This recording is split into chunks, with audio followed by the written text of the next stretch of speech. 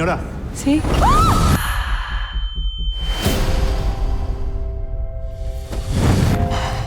¿Sabe usted quién soy, licenciada? Manitas del Monte. Tenemos un cártel en el mercado de las nuevas drogas. ¿Y qué le puedo ayudar, señor del Monte? Quiero ser una mujer.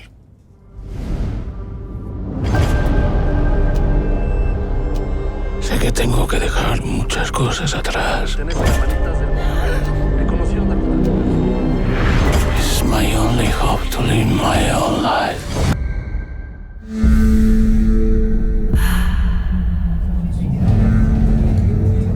Buenas noches. Nos conocemos. Es abogada. ¿Eres tú? Manitas. Manita, se nos fue. Yo soy Emilia Pérez. ¿Qué haces por acá? Te necesito. Traiga a mis hijos de regreso conmigo a México. No puedo vivir sin ellos. ¿Y tú conoces a esa Emilia Pérez? Eso sería muy peligroso para ti.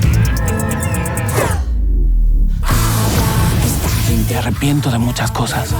Quiero hacer el bien. Esta gente habla, pero ahora no van a pagar, no van a pagar. Por primera vez me amé a mí misma. ¿No piensas, de vez en cuando, en todo lo que hizo Manitas? Esta gente habla, pero ahora Ya no sé quién es Manitas.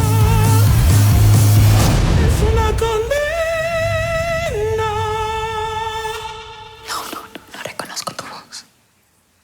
¿Son amigos?